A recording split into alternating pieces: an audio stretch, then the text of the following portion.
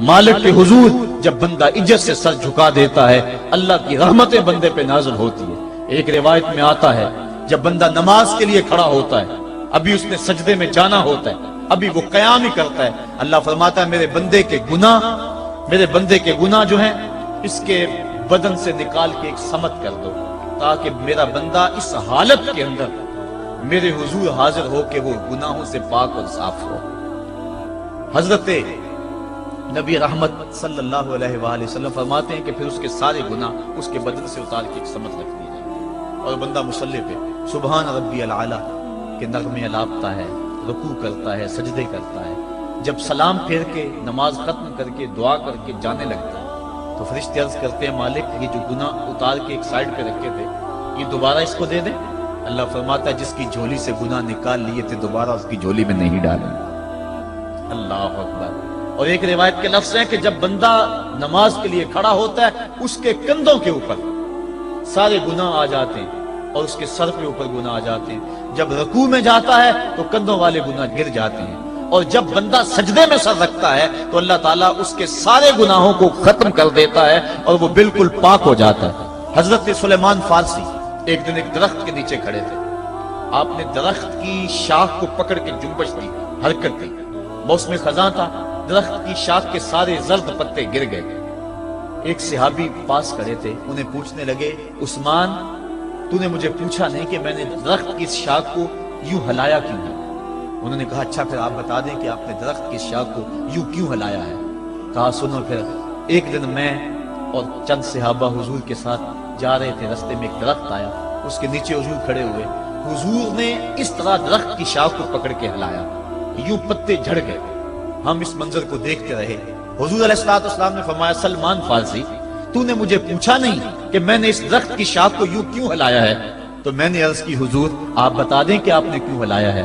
فرمایا سلمان جس طرح اس درخت کی شاخ کو ہلایا گیا اور سارے پتے جھڑ گئے، جب کوئی بندہ سجدے میں سر رکھتا ہے نماز پڑھتا ہے اس کے سارے گناہ دھل جاتے ہیں اور وہ پاک اور صاف ہو جاتا ہے۔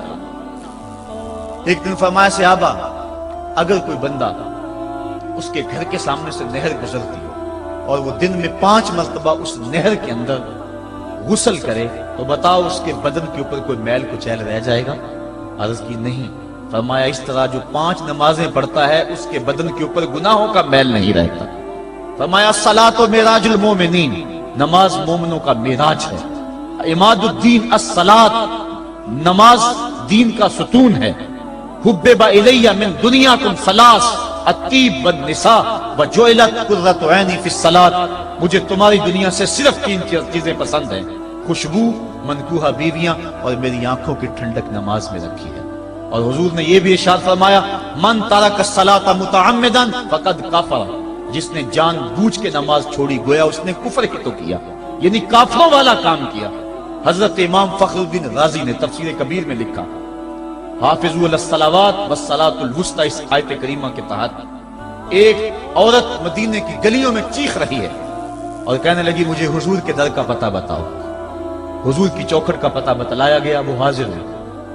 آقا کریم صلی اللہ علیہ وسلم کی خدمت میں عرض کی حضور میرا خامد سفر پہ گیا ہوا تھا اور میں نے اس کی عدم موجودگی کے اندر زنا کر لیا، حمل ٹھہر گیا اور جو بچہ پیدا ہوا میں نے مارے شرم کے اس بچے کو سرکے کے مرتبان میں ڈال دیا اور پھر اسی سرکے سے میں لوگوں کو فروخت کرتی رہی ہوں۔ اب جب کہ میرا ضمیر جاگا ہے میں آپ کی خدمت میں حاضر ہوئی، مجھے بتایا جائے کہ میرے گناہ کا بھی کوئی کفارہ ہے۔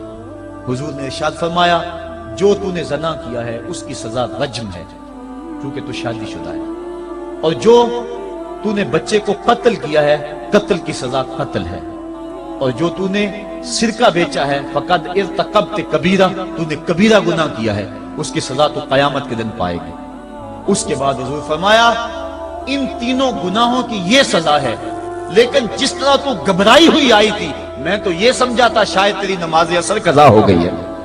اب آپ اندازہ کریں کہ نماز کی اہمیت کیا ہے اور ہم اس باب میں کتنی سستی کرتے ہیں۔ کسی سے پوچھا جائے نا آؤ نماز پڑھنے چلے، وہ کہتے ہیں بس یار میرے کپڑے پلید ہیں، کپڑے میرے پاک نہیں ہیں۔ تیرے کپڑے کیسے پاک رہ سکتے ہیں؟ تو اللہ کے حضور جھکنا نہیں جانتا، تیرے کپڑے بھی پلید ہے، تیرا دل بھی پلید ہے، تو اس کے حضور جھک کے تو دیکھ، تن بھی ستھرا کر دے گا، تیری روح کو بھی پاکی دے دے گا، تیرے قلب کو بھی طہارت بخش دے گا۔ تو اس کے حضور آ جھک، اس کے حضور سجدوں سے اللہ کے حضور خراج پیش کر اپنی محبتوں کا۔ جب بندہ سجدے میں سر رکھتا ہے اللہ فرشتوں میں فخر کرتا ہے، میرے بندے کو دیکھو نا، بالآخر میرے حضور ہی جھکا ہے نا، کتنے گناہ کیے اس نے، کتنے جرم کیے اس نے، لیکن بالآخر میرے حضور آیا اور اپنے گناہوں کی معافی مانگتا ہے۔ فرشتوں گواہ ہو جاؤ، میں نے اپنے اس بندے کی مغفرت فرما دی۔ تو اللہ کے حضور نماز پڑھنے والا، بلکہ ایک روایت مسند امام احمد بن حنبل میں موجود ہے، حضور فرمایا جب بندہ نماز کے ارادے کے لیے اٹھتا ہے اور وضو کرنے کے لیے، جب پانی کا پہلا قطرہ چلو پہ لیتا ہے، جو ہی اس کے بدن سے وضو کا پانی چھوتا ہے اللہ اس کے گناہوں کو معاف فرما دیتا ہے۔ جس نماز کے قصد کے لیے اٹھیں اور وضو کریں اور پانی چھوتے ہی گناہ معاف ہو جائیں، اگر اس نماز کا اعلیٰ درجہ سجدہ کر لیا جائے تو پھر مالک کی کتنی رحمت نازل ہوگی۔ یہ کتنی بڑی دولت ہے، یہ کتنا بڑا سرمایہ ہے جس سے ہم لوگ محروم رہ جاتے ہیں۔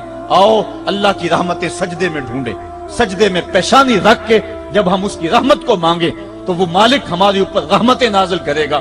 آج پوری دنیا کے اوپر مسلمانوں کے ساتھ جو حالات ہیں وہ کسی سے مخفی نہیں۔ کوئی کہتا ہے کہ معاشی طور پہ مسلمان کمزور ہیں، اس وجہ کو بھی میں تسلیم کرتا ہوں۔ مسلمان کے پاس آلات حرب و ضرب بھی موجود نہیں ہیں، اس وجہ کو بھی تسلیم کر لیا جائے۔ سیاسی طور پہ مسلمان کمزور ہیں، اس وجہ کو بھی تسلیم کر لیا جائے۔ یہ ساری وجہیں اپنی جگہ پہ، لیکن یہ بھی تو سنو، مسلمانوں کی تعداد اس وقت 1,40,00,000,000 ہے۔ افرادی قوت اتنی کبھی بھی مسلمانوں کی نہیں ہوئی تھی۔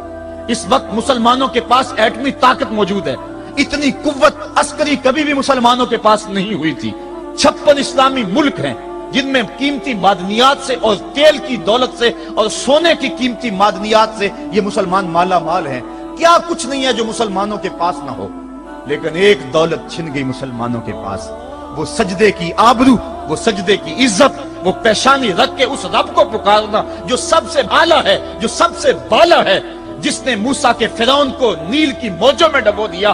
کیا پوری امت مسلمہ 1,40,00,000,000 انسان سجدے میں سر رکھ کے سبحان ربی الاعلیٰ کے نغمے آلات کے اپنے رب سے گزارش کریں اور اپنی امت کا رونا روئیں؟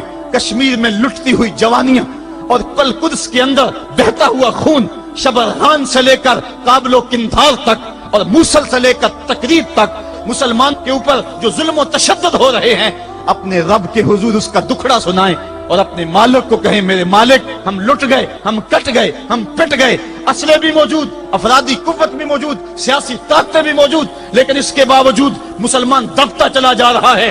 اسی کشتی کو ہے خوف تلاطم صدحیف منہ موڑ دیے تھے جس نے بڑھتے ہوئے طوفانوں کے، جو 300 ہو کر جرأت اور وہ طاقت اور وہ عظیمت کی داستانیں رقم کرتے ہیں کہ مالک تو بھی اس دن کو یوم فرقان کہہ کے پکارتا ہے۔